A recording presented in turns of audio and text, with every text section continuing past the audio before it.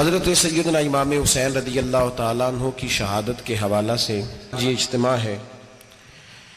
امت مسلمہ کچھ آزمائشوں کا شکار ہے، کچھ ہمارے ذہن اس طرح کے ہو گئے، عام آدمی سے لے کر بڑے آدمی تک کہ کوئی بات بڑی جلدی ہمارا ذہن قبول ہی نہیں کرتا۔ کسی دوسرے کی طرف جانا یا کوئی اور بات کرنا یہ تو بڑی لمبی بات ہے، عام جو سادی باتیں ہیں وہ بھی ہمارے ذہن مشکل سے قبول کرتے ہیں، چونکہ شکوک اتنے ڈال دیے گئے ہیں، شک اتنا پیدا کر دیا گیا ہے، تفریق اتنی ہے، بدگمانی اتنی ہے، بری سوچ اتنی زیادہ ہے، بڑی مشکل ہے لوگوں کا کچھ چیزوں کو قبول کرنا۔ ہم لوگ جو ڈیوٹی کرتے رہتے ہیں تھوڑی تھوڑی، تو ہم اصل میں اذان دیتے ہیں، صرف اذان دیتے ہیں کہ چلو بتا دے لوگوں کو کہ نماز کا وقت ہو گیا ہے، باقی اس سے زیادہ ہم اپنی حیثیت نہیں سمجھتے۔ اذان دینا ذمہ داری ہے، تو اللہ تعالیٰ جب تک موقع دے گا اذان ہوتی رہے گی۔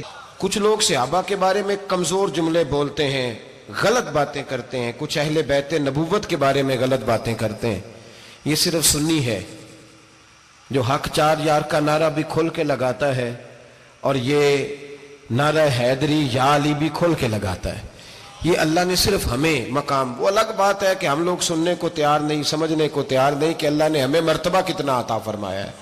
یہ صرف ہماری امام حسین کی شہادت کا کچھ تھوڑا سا پس منظر۔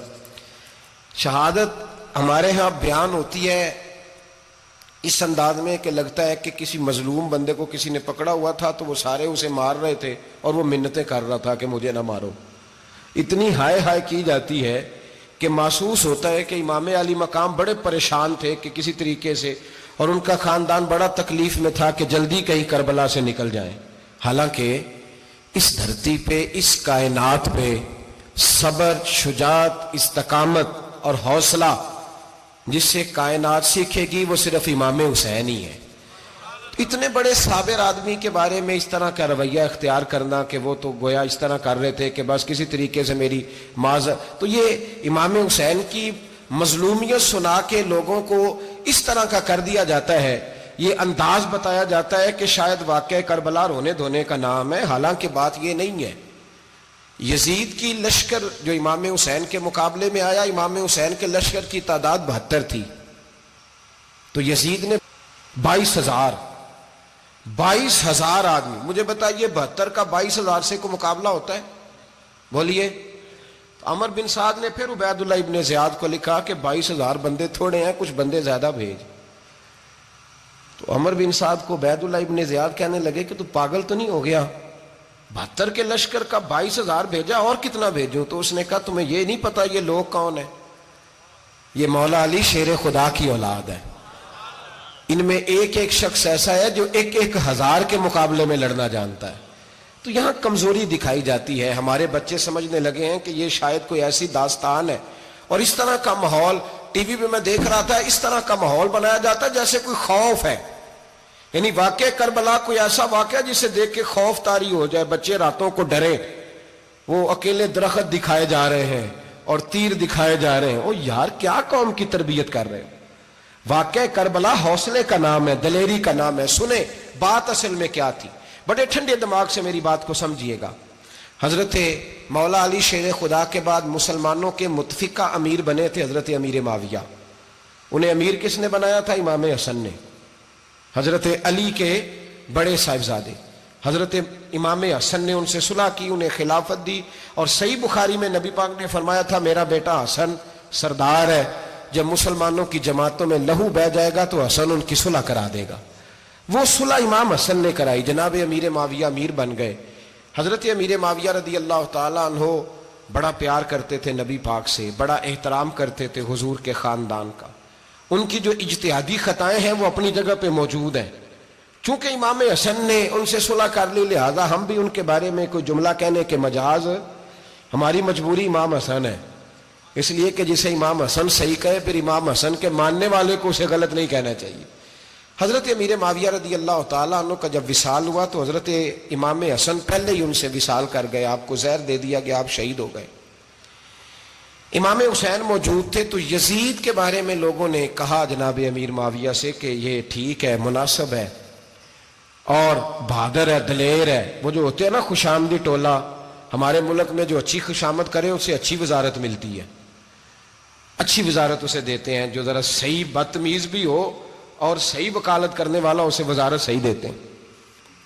تو حضرت امیر معاویہ کے گرد بھی کچھ ایسے لوگ تھے، انہوں نے آپ سے کہا کہ یزید کو نامزد کر دیں. تو آپ نے یزید کو بلایا، حوالہ مجھ سے دیکھ لیجئے گا، بلا کے فرمایا کہ 3 بندوں کے سامنے اپنی خلافت پیش کرنا، اگر وہ تجھے مان جائیں تو امیر بن جانا، نہ مانے تو چپ کر کے گھر بیٹھ جانا. وہ 3 بندے کون ہیں؟ جناب عبداللہ ابن عباس، حضرت عبداللہ بن زبیر اور امام حسین رضی اللہ تعالیٰ عنہ. یہ وصیت فرمائی جناب امیر معاویہ. ہوا یہ کہ یزید جب امیر بنا نا، 2-3 چیزیں ہوتی ہیں جب کسی بندے کو قابو کرنا ہوتا ہے، 2-3-4-5 چیزیں ایسی ہوتی ہیں جس سے بندہ قابو آتا ہے. تو اس نے بھی فوری طور پہ، یزید نے دیکھا میرے لیے مسئلہ کیا بن سکتا ہے. ولید بن عتبہ اس وقت مدینے کا گورنر تھا.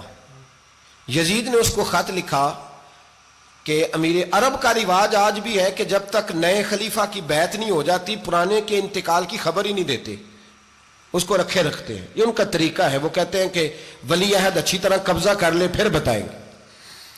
حضرت امیر معاویہ کا وصال ہو گیا، بتایا نہیں. یزید نے اب کیا کیا، چونکہ بڑا چلاک آدمی تھا، بڑا شاطر تھا، بڑا تیز تھا، بڑا عجیب اس کا مزاج تھا. یہ چلاک لوگ زندگی میں ہمیشہ دھوکہ کھاتے ہیں، چلاکیاں انسان کو گراتی ہیں اور اتنا منہ چھیل جاتا ہے کہ منہ پہچانا ہی نہیں جاتا. بندہ اپنے آپ کو رب رسول کے حوالے کر دے تو اللہ بڑی بہترین جزائیں عطا کرتا ہے. یہ لوگ تیزی دکھاتے ہیں بعض. تو یزید بھی تیزی دکھانے والا تھا. اس نے ولید کو خط لکھا کہنے لگا کہ فوری طور پہ عبداللہ ابن عباس کو بلاؤ اور اسے کہو میری بیعت کریں. یہ جو بیعت ہوتی تھی نا، یہ بھی سن لے کیا ہوتی تھی. یہ بیعت حلف ہوتا تھا، حلف کہ میں اللہ رسول کے نام پہ حلف دیتا ہوں کہ میں یزید کی اطاعت کروں گا، میں اس کے خلاف کوئی بغاوت نہیں کروں گا. کوئی یہ بیعت لوگ سمجھتے ہیں کہ بس ہاتھ پکڑنے کا نام بیعت تھا. اس بیعت کا متبادل جمہوری ملکوں کے اندر ووٹ آیا ہے، اس کا متبادل لفظ. تو کہا بیعت کرے. حضرت عبداللہ ابن عباس کو بھی بلاؤ، عبداللہ بن زبیر کو بھی بلاؤ، امام حسین کو بھی بلاؤ. امام حسین آدھی رات کے وقت بیٹھے تھے مسجد نبوی میں، چونکہ 5 نمازوں کی آپ امامت کرتے تھے. ہن اللہ خیر کرے جڑا نماز پڑھائے ہو مولوی تے جڑا ٹل پائے ہو پیر، جڑا مہینہ نہ نہائے چھوٹا پیر تے جڑا 6 مہینے نہ نہائے ہو بڑا پیر. کہتے بابا پہنچے ہیں، کڑے چھڑے جو پہن لیے. بھائی امام حسین تو نمازیں پڑھاتے تھے، مولا علی تو نمازیں پڑھاتے تھے، مسجد کے خطیب تھے. اب اس کو تو مولوی کہہ دیا جاتا ہے بیچارے کو. تو ملنگ کون ہوتا ہے جی؟ کہتے جڑا کپڑے کٹ پائے. کیا تماشا ہے، قوم جدھر دل کرتا ہے نکل جاتی ہے. امام حسین نماز پڑھا کے عشاء کی بیٹھے تھے جناب عبداللہ بن زبیر. عبداللہ بن زبیر کون تھے؟ یہ نبی پاک صلی اللہ علیہ وسلم پھپھی کے پوتے تھے اور جناب صدیق اکبر کے نواسے تھے. حضرت عبداللہ بن زبیر اور جناب زبیر بن عوام عشرہ مبشرہ صحابی ہیں، ان کے بیٹے تھے. بہت زیرک آدمی تھے. یہ بھی امام حسین کے پاس بیٹھے تھے. عبداللہ ابن عباس بھی تھے جو حضور کے چچا کے بیٹے ہیں، اس امت کے پہلے مفسر ہیں قرآن پاک. یہ لوگ بیٹھے تھے. تو ولید نے ایک بندہ بھیجا، اس نے آ کے کہا جناب آپ کو گورنر صاحب نے بلایا ہے. تو عبداللہ بن زبیر کہنے لگے حسین اس وقت بلانے کی بات سمجھ میں نہیں آئی. تو امام حسین بڑے بصیرت والے تھے، اللہ نے بصیرت دی تھی. کہنے لگے عبداللہ آپ کو سمجھ نہیں آئی، مجھے سمجھ آ گئی ہے، امیر معاویہ وصال کر گئے اور یہ ہمیں جو بلایا گیا ہے نا یہ یزید کی بیعت کے لیے بلایا گیا ہے. تو کہا پھر آپ آدھی رات کو نہ جائیں، آپ کے لیے خطرہ ہوگا. تو امام حسین فرمانے لگے خطرہ حسین کو نہیں ہوتا، حسین کو خطرہ نہیں. کہا پھر بھی آپ مہربانی کریں ذرا احتیاط سے جائیں. تو جناب عبداللہ ابن زبیر نے، عبداللہ ابن عباس نے 14 بندے نیزے دے کے تلواریں دے کے امام حسین کے ساتھ بھیجے اور کہا کہ امام حسین اگر اس نے کوئی غلط ملت بات کی نا، زبردستی بیعت کرنے کا کہا، تو آپ بس کوئی ایک بات اونچی آواز میں کر دینا، یہ سپاہی پیچھے آ جائیں گے. امام حسین ان 14 بندوں کو لے کے گورنر ہاؤس پہنچ گئے. جب آپ وہاں پہنچے اس نے بتایا، اس نے کہا جی حضرت امیر معاویہ انتقال کر گئے اور آپ نے یزید کی بیعت کرنی ہے. تو امام حسین فرمانے لگے میں چھپ کے بیعت نہیں کروں گا، مجمع لگاؤ، جمعے والے دن اعلان کرو. جو طریقہ ہے حضرت ابو بکر صدیق کا، جو طریقہ ہے حضرت عمر فاروق کا، جو انداز حضرت عثمان غنی کا ہے، جو مولا علی کا ہے، سر عام اعلان کرو. اگر ساری دنیا یزید کی بیعت کرے گی تو میں بھی تیار ہوں. تم مجھ سے بیعت لے کے پھر لوگوں کو بتانا چاہتے ہو کہ حسین بیعت ہو کر رہے ہیں تو تم کیوں نہیں کر رہے؟ میں عام آدمی نہیں ہوں، لہذا چھپ کے بیعت نہیں کرتا۔